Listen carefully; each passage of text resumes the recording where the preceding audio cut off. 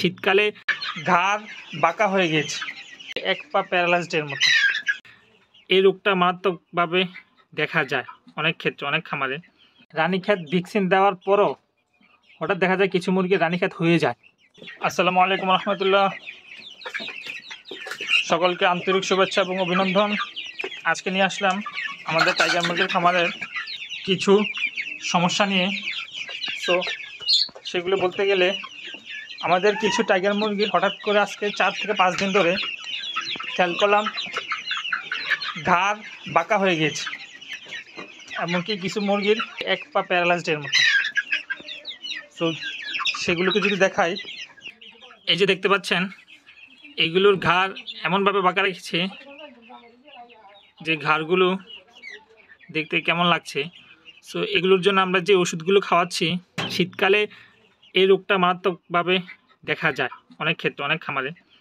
এটা হওয়ার কারণ হচ্ছে যে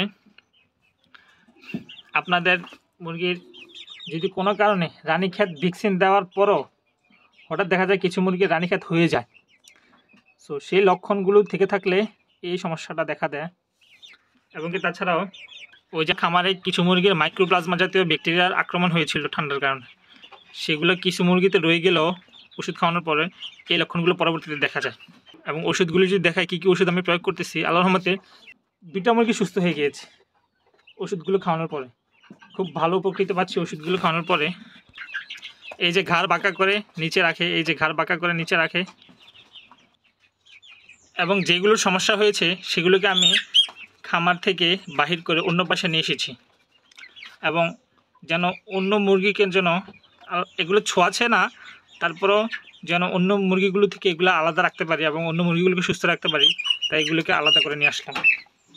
আপনারা যদি আপনাদের মুরগির খামারে এমন কোনো লক্ষণ দেখতে পান, আপনারা সেই অসুস্থ মুরগিগুলোকে আলাদা নিয়ে আসবেন। এটা যে কোনো সময় হয়ে যেতে পারে, এটা একটা মারাত্মক লক্ষণ। এটা যে কোনো সময় যে কোনো সুস্থ মুরগির হয়ে যেতে পারে, তাই আপনারা সাবধান থাকবেন এবং জেনে রাখেন কী কী ওষুধগুলো প্রয়োগ করতে হয়। আল্লাহর মতে আমার 2-3টা আল্লাহর মতে একদম ঘাড় সোজা হয়ে এখন সুস্থ আছে ওষুধগুলো খাওয়ানোর পরে। তারপর ওষুধগুলো রানিং রাখতেছি, এবং ওষুধগুলোর মধ্যে হচ্ছে এই যে এই ওষুধটা দেখতে পাচ্ছেন, ভাইটাল অ্যামিনো ফর্ট ভ্যাট। এই ওষুধটা খাওয়াবেন। এই ওষুধটা অনেক ভালো কার্যকরী। এই ওষুধটা মূলত এই সমস্যার কারণে, ঘাড় বাঁকা হয়ে যাওয়ার সমস্যার কারণে এটা দিয়েছে। এটা একটা ভিটামিন জাতীয়, এবং এই সমস্যাটা হয়ে থাকে আপনাদের মুরগির অনেক ক্ষেত্রে দেখা যায় ভিটামিন B1 B2 এর কারণে। সেই ক্ষেত্রে ভিটামিনও খাওয়াতে হয়। ডাক্তার আমাকে এই ভিটামিনটা প্রেসক্রিপশন করে দিয়েছে, এবং এইচপি কোম্পানির। এটা আপনারা আশেপাশে যে কোনো ভেটেরিনারি ফার্মেসিতে গেলে পেয়ে যাবেন। এটা গাইডেড হচ্ছে 185 টাকা, আপনারা 150 টাকা পেয়ে যেতে পারেন। এটা অনেক ভালো কার্যকরী, অনেক ভালো কাজ করে থাকে। এই সিরাপটা খাওয়াবেন মূলত আপনারা 1 লিটার পানির সাথে 1 গ্রাম করে। সো যেহেতু আমরা আমাদের প্রথম টাইগার মুরগির খামার করেছি, সো সেক্ষেত্রে আমরা এটা একটা শিক্ষণীয় বিষয় হিসেবে আমরা দেখছি।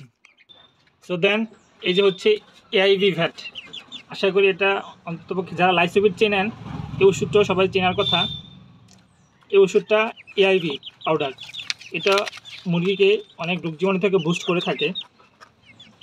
আপনারা যে লাইসোবিট খাওয়ান, লাইসোবিটের এক কথা বলা যায় এটা হচ্ছে লাইসোবিটের বাবা। আপনার বড় পর্যায়ের কোনো সমস্যার কারণে এআইভি খাওয়ানো হয়, এবং ছোট পর্যায়ের যে সমস্যাগুলো, এই সমস্যাগুলোর কারণে মূলত লাইসোবিট খাওয়ানো হয়।